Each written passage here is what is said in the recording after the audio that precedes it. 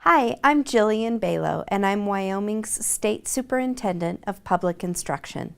Standards are really the guideposts for the art and science that goes on in every classroom across our state every day. Let me give you a little analogy to try to better explain. I like to run. In every race, there's a beginning line and there's a finish line, and there are mile markers or kilometer markers or some way to measure your progress along the way. But at the end of the race, we make it across the finish line at slightly different times, and we've had a different training regimen to get to where we are on race day. The standards are the mile markers, the beginning, the finish, the curriculum, the content. That's the training that goes on in classrooms every single day. Hi, I'm Joe Schaffer. I'm the president of Laramie County Community College here in Cheyenne, Wyoming. One of the things I think that the community expects of us, and I would say we expect of ourselves, is that we provide a quality education. And to have quality, you have to have established a set of standards. So when I think of mathematics standards, what I'm saying is these are the expectations we have for a quality education and what we can achieve.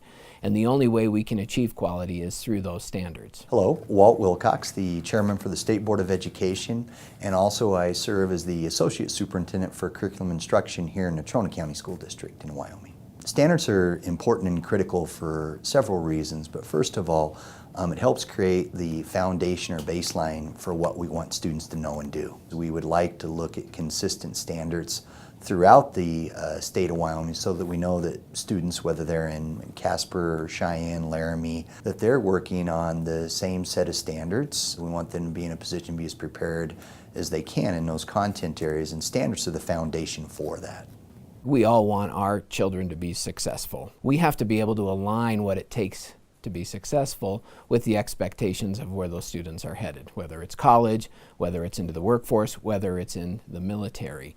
Standards help us articulate that alignment. They describe what we expect and ultimately what the needs are for those students to take that next step in their journey to success. In the science standards review process, we took an opportunity to do what's called cross-cutting, where we integrated math, engineering, and technology standards and content benchmarks into the science standards. It'll be important going through this process that we consider how we can cross-cut into the math standards. The standards from a student's perspective are important because they set those targets for learning.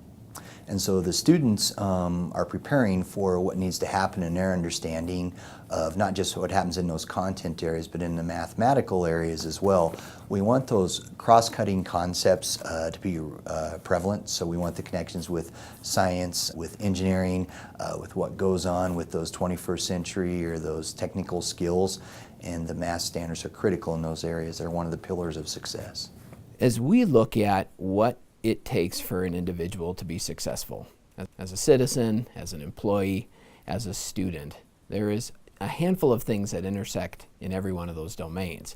And mathematics, quantitative literacy, whatever terminology you want to use, is one of those areas that will intersect with your daily life, with your educational life, and certainly with your work life.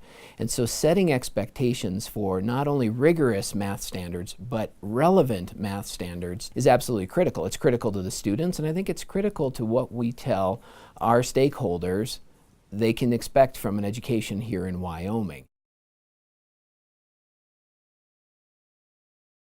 I think it's critical that we have our Wyoming voices and our educators involved in the process, and so in advance, thanks for the time, energy, and effort that will be dedicated to even explore the standards and potentially what adjustments could happen.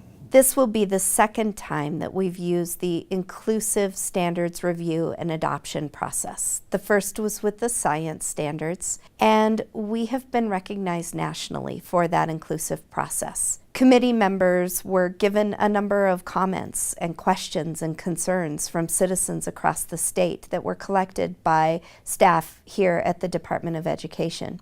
But we're also reaching out very, very specifically to the higher education community to say, where do you see gaps in incoming freshmen in math? Almost 50% of our students take remedial courses in our Wyoming colleges.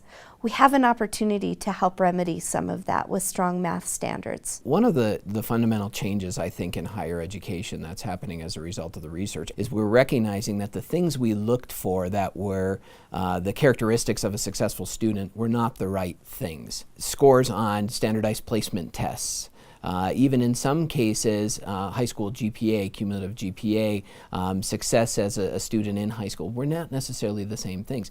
And the reason they weren't the same things is because our expectation from a standards level was not well articulated with what was happening in K-12 with their expectations in a standard level. And until we come together and have that dialogue, we don't know exactly what each of us are expecting. In general, what we find is we're not all that far apart. It's critical to take the input of those professionals and then take a look at what our current standards are asking and look where adjustments may need to occur from their application and learning over the last several years. So I'd ask our educators if there are things that need to be adjusted to clarify or specify what's in our standards.